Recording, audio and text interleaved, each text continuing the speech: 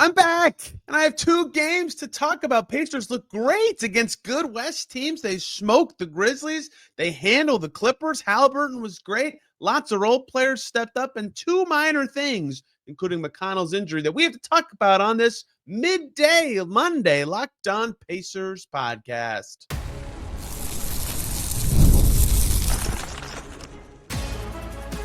You are Locked On Pacers, your daily Indiana Pacers podcast, part of the Locked On Podcast Network, your team every day. What up, y'all? Happy Monday. Sorry this one's coming out late, and welcome into another edition of the Locked On Pacers podcast, where we, of course, talk about the Indiana Pacers. As always, my name's Tony East. I cover the team for Forbes, and today we have a lot to get to. I'm very behind. I missed two games on my honeymoon. Thank you all for being very patient with me. I appreciate the kind words, but I'm back.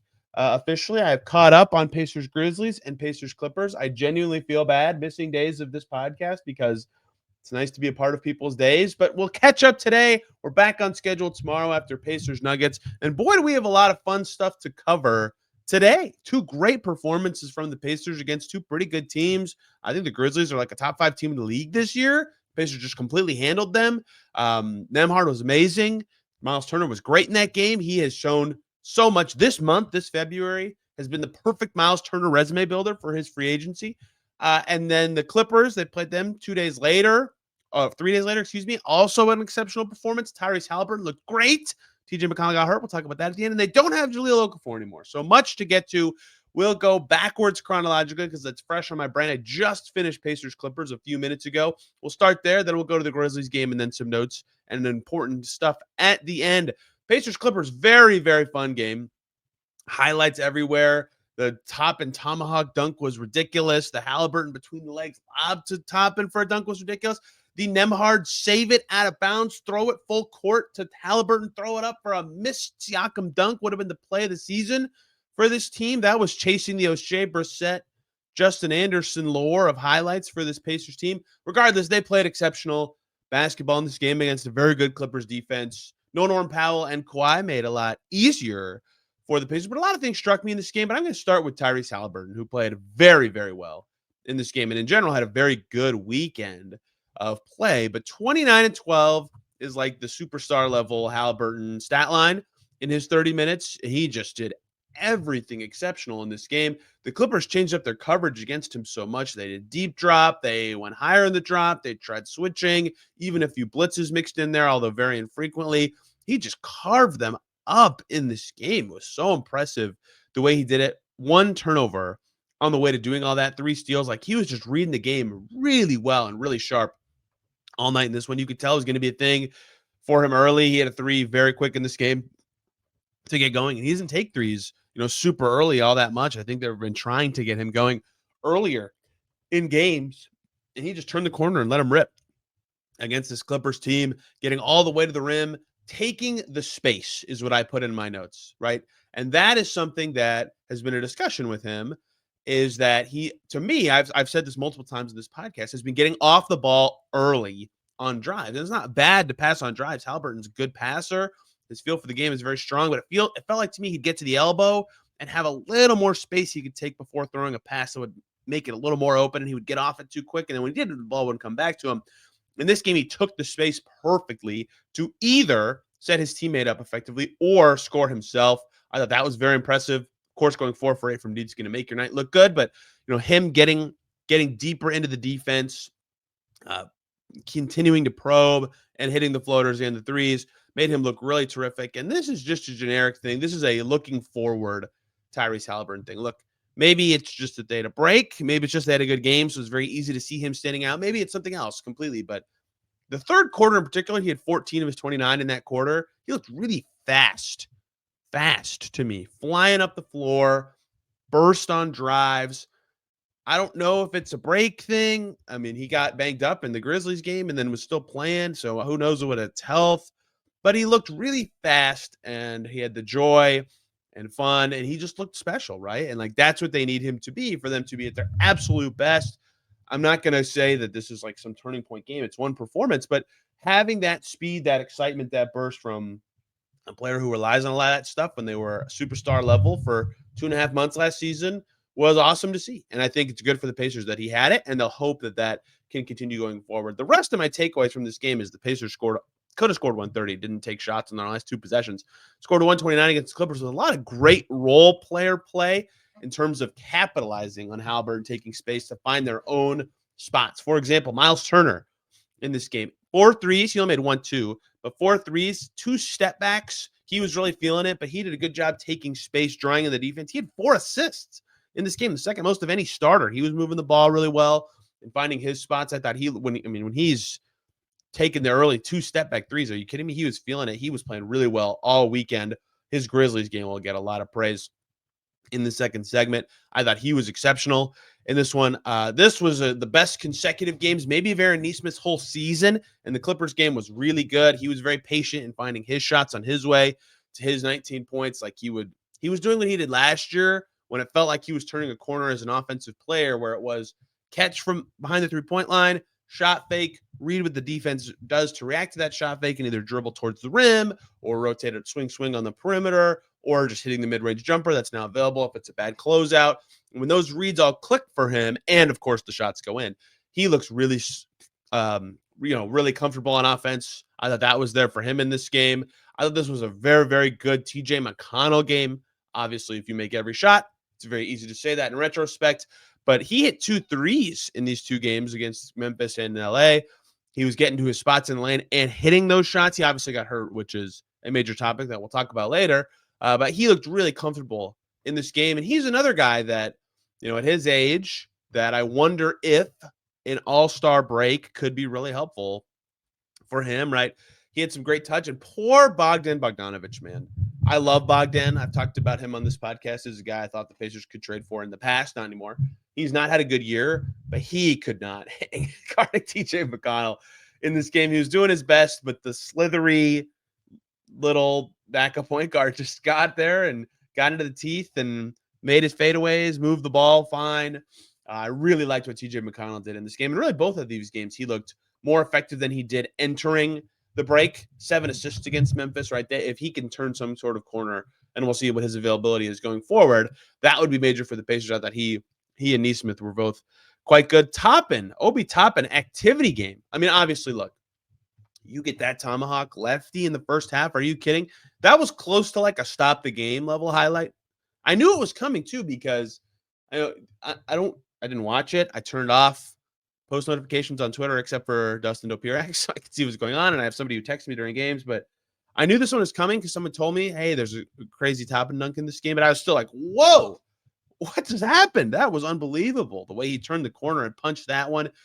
Then he had the alley-oop finish, and him and Ty were smiling for a sec, but he was locked in to get back on D. What made this an activity game for Toppin is he was really active on the offensive glass. They did a good job when guarded by Derek Jones. Very aloof Derek Jones defensive game, and Toppin did a great job taking advantage of that by slithering in for some offensive rebounds or just taking space with some well-timed cuts.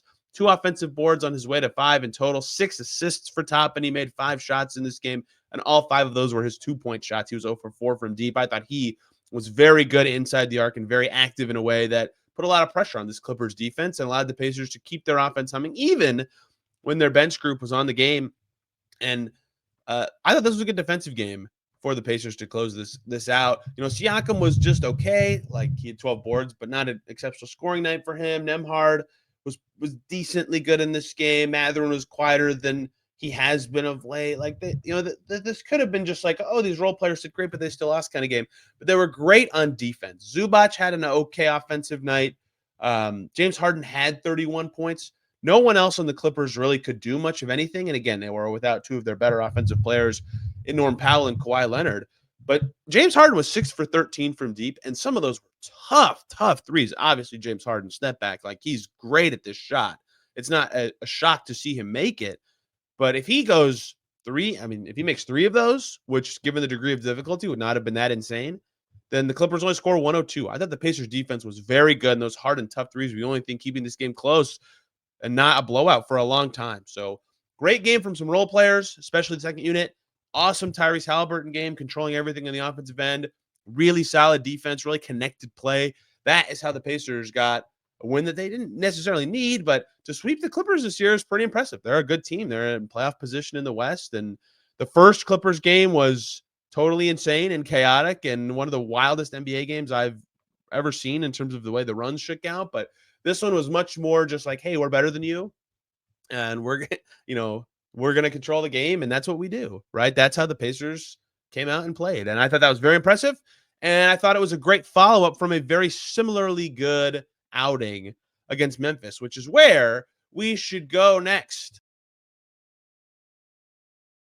Before we talk some Pacers Grizzlies, let's talk about DoorDash. NBA fans, get ready. They swoosh, you save thanks to Dash Pass. Every time a player drops 50 or more points in a game, you score a huge deal the next day. It's simple. When any player scores 50 or more points during the 24-25 NBA regular season, Dash Pass members get 50% off an order, up to $10 off the next day from noon to midnight. Here are a few ways you can take advantage of this deal. After an epic 50-point game, celebrate by ordering wings, pizza, or burgers from your favorite spot delivered straight to your door. Late night cravings? Staying up late to watch highlights or just need a midnight snack? Use Dash Pass. Grab something delicious while saving big. Need a quick and easy lunch the next day?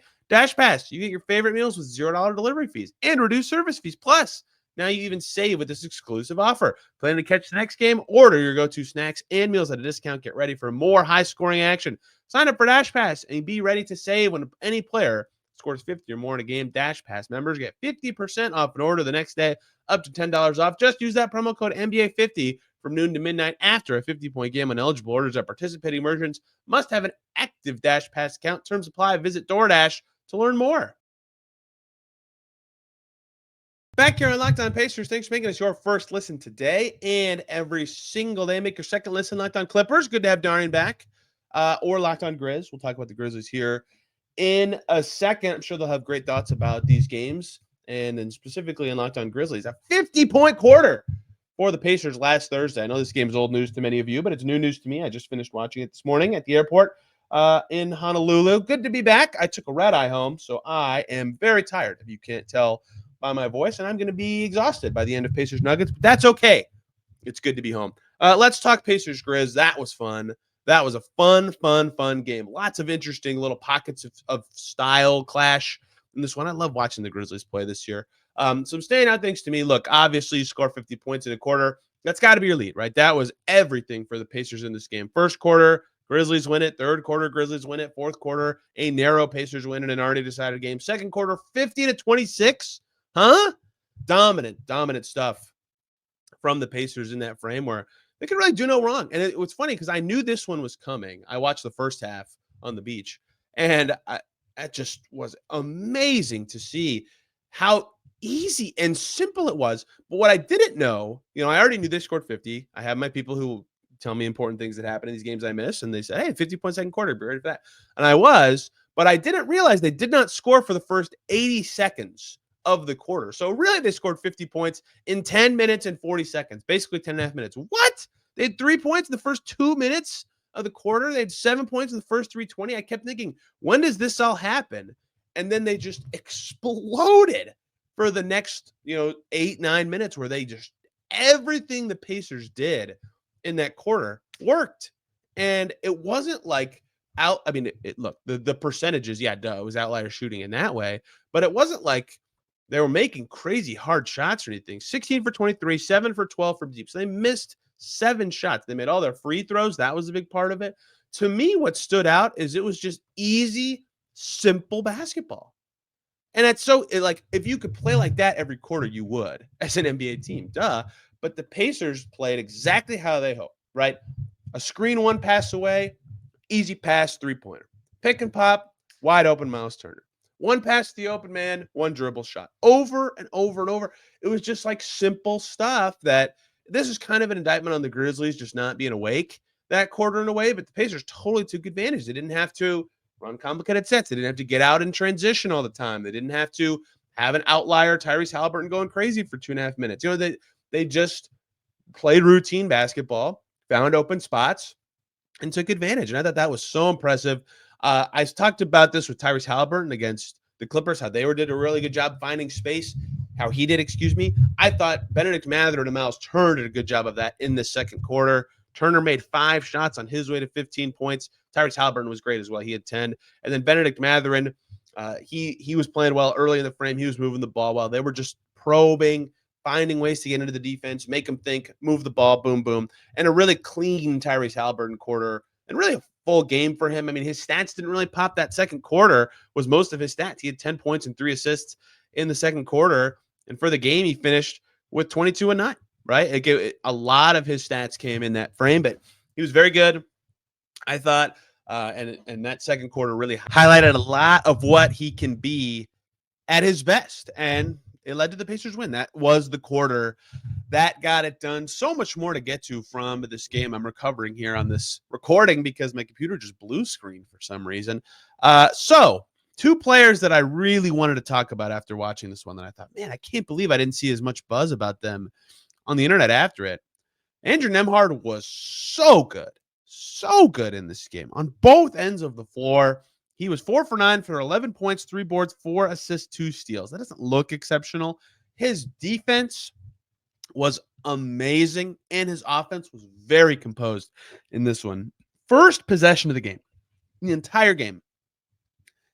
Zach, he gets beat by John Morant a little bit, but kind of on purpose. It was like how they were funneling Morant, and he knows what to do, which is the defense is going to crash down on Morant. His job is to chase Zach Edey, the big, on the screener afterwards.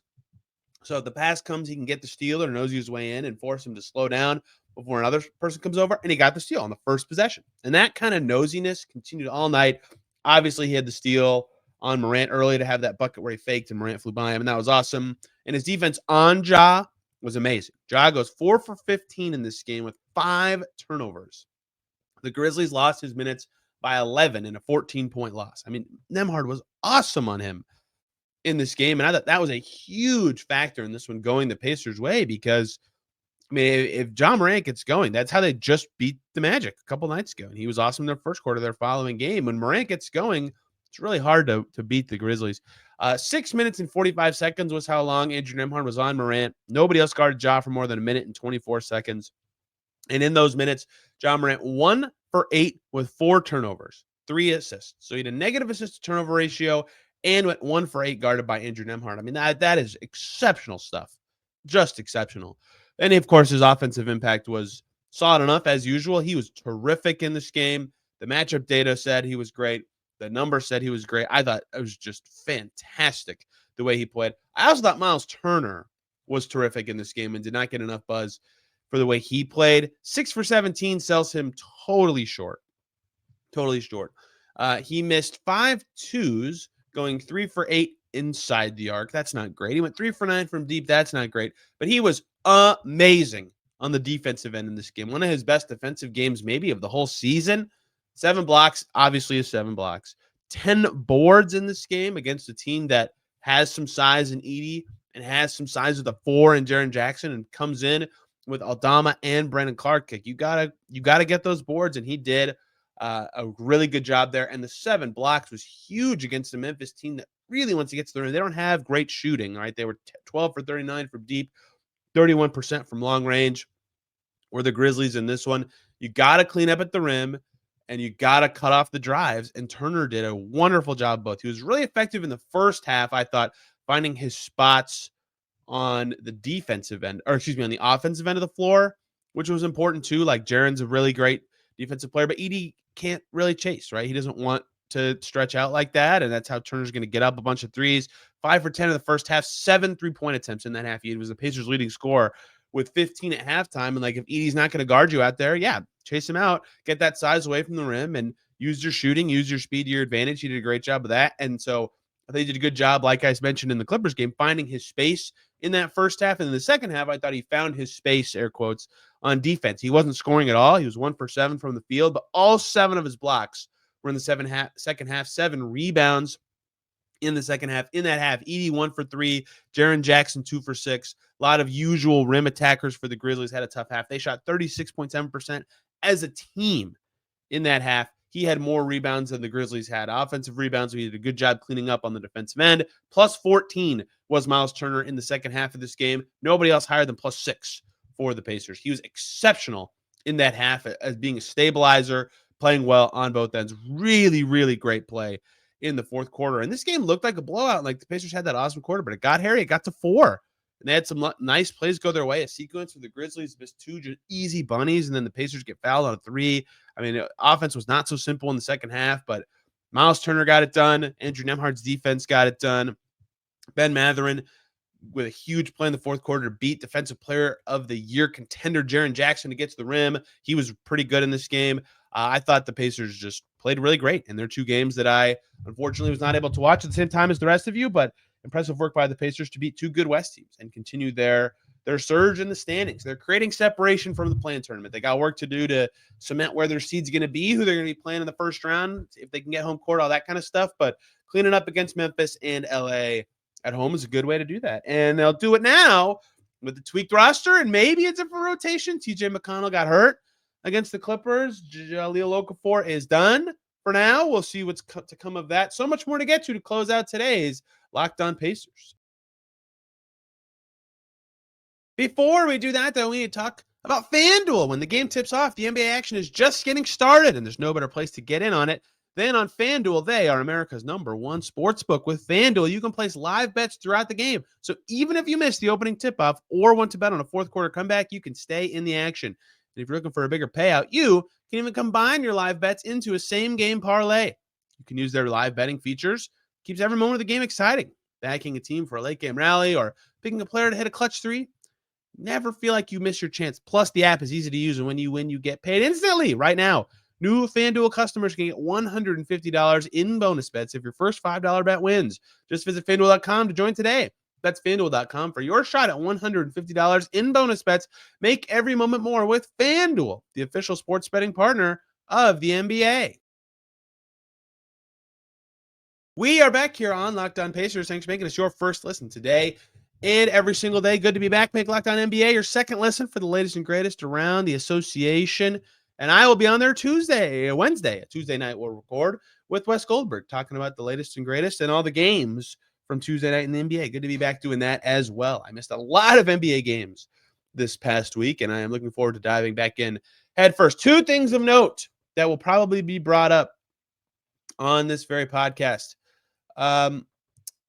going forward. 1, the roster thing. Jahlil Okafor not re-signed. On Thursday, they played Memphis. It was his last day of his 10-day, both in terms of active games available and in terms of 10 days. That was the 10th day, and they are not keeping him around. That was Dustin Dopirak and I reported that on the day of, and he is back with the Mad Ants. He played with the Mad Ants today, Monday, earlier than this. He had 2 poster dunks in the first half against the Charlotte Sting, so good for him to be back in the G League. First of all, congrats to him. Very cool. Look, every NBA player wants to go out on their own terms. Very few get to. I don't know if this counts as Jahlil Okafor going out on his own terms, but I would say battling back in a league that has passed by your play style, getting back into the league, getting to play once again, fighting through an Achilles tear, and making it back into the league, at least gives him some, feeling. Even if he never plays another NBA game, that has to be so awesome.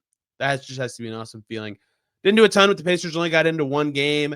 I mean, I think this was more an injury insurance kind of setup. And Myles Turner's back. They certainly don't have minutes to offer now. I mean, Obi Toppin would be their backup 5, right? When Okafor was even on the team, they turned to Toppin more there. So they don't really have minutes to offer anyway. There's no point of pumping money into a 10-day right now. And maybe they want to have someone else as their third 5 at some point, but it does not, if they don't think he's going to play and they don't want him around right at this moment, there's no point, right? Because the buyout market will settle later this week when March rolls around and they can really assess their options. And maybe their option is Jahlil Okafor for the rest of the season. But, if he didn't impress them in the 10 days, or they just would rather wait and see what else is available, then wait, right? What's the point of just signing him to a 10-day just to do it? And now they can sign him to a 10-day later in the season if they want to, in March even, if that becomes an option. If there's injuries later in the year, right? Why punt that right away? So I think this makes sense. I don't know what I would have personally done, but I told you guys when they made the Wiseman trade that I thought the best thing they could do is leave the roster spot open as long as they can into March so they can see the full breadth of their options heading into that time frame with 2-way conversions, with signings. And then they had the Alex Len thing go whatever way it did. So on one hand, they jumped earlier than I would have. On the other hand, what ended up happening is what I thought they should do, and now it appears will be doing, barring injury, in the next couple games. So plenty of wiggle room from the tax.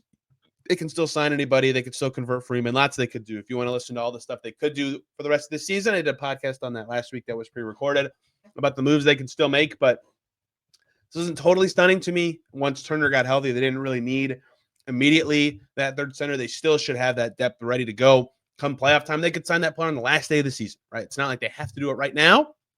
Maybe they have a target date in mind where they feel comfortable about their tax ducking and their bonuses and all that. But as of right this second, there's no harm, no foul in this. If they had re-signed Mathurin, I would have understood too. Why not? You have the roster spot.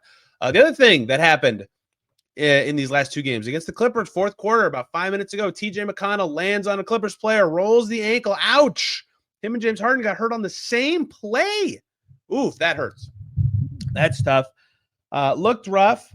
So did Haliburton's injury at first against the Grizzlies. He came back in that game and then played one of his best games of the season 3 days later. So nothing to talk about there. But with McConnell, not great. That hurts. And ankles are tough to evaluate because, one, they hurt really bad, and they were like everything you do in basketball requires you to land on your ankles. You need them.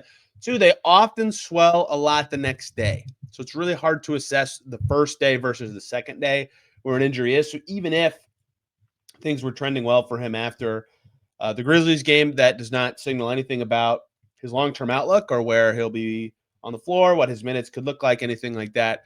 Immediately, he is listed as questionable for the Nuggets game in 4 hours from now. I'm sorry about getting this out so late. So we'll see. That does suggest to me, at least right now, that he came out of it pretty clean. The Pacers are set up fine, right? Ray J. Dennis didn't look like he started for the Mad Ants earlier today, so I'd imagine that they're going to try to have him be up with the Pacers. I am guessing with that. I'm totally detached from the team of late, obviously. But if McConnell can't go, I'd imagine Nembhard is obviously just slides down to that backup spot. Jarris Walker moves in to the second unit as someone else comes in there, and it's, that's how they could do it. And that's why Jarris Walker, I thought, would play more this year for this exact kind of reason. It's so easy for them to move the pieces around. They barely have to change anything to make this happen, right? So it's very easy for them to cover for this injury and a chance to evaluate what the McConnellist bench can be. He's played very often this season, has been much of an Iron Man since coming to the Pacers outside of that wrist injury season. So we'll see. It does change the dynamics of their bench. Ben Mathurin's going to have to step up with ball handling responsibilities if McConnell can't go a few times, and I'll be curious to see Nembhard in a more point guard heavy role if or when that time comes later this week. We'll have much more after Pacers Nuggets. Sorry, this third segment was a little shorter. I've got to get going to Pacers Nuggets, so good to be back. I really miss doing this, and I hope you guys enjoyed my analysis, albeit much shorter than normal, of the two Pacers wins since then. Still sitting in that home court advantage spot in the Eastern Conference, playing very well. So are the Bucks and Pistons. So it's going to be a fun race to the finish. Central Division is going to be a hoot. I'm going to be at a lot of Pacers games in the next month and a half. I'm very excited, and I hope you guys are too. Thank you for bearing with me as I was gone. I know it sounds so stupid to say this because it's my honeymoon, but it is weird to not work for me, and it's so hard for me to detach from the NBA. But I think I did a pretty good job, and I appreciate all the kind words. It's very cool being married. Very happy with that. And we'll be back tomorrow talking Pacers Nuggets, what happened with Jokic, MVP favorite to me, in town. You can find me on Twitter and Blue Sky at Tony Arias. This podcast has a Twitter account at Locked On Pacers. Thank you all for listening. We're back. We'll see you tomorrow.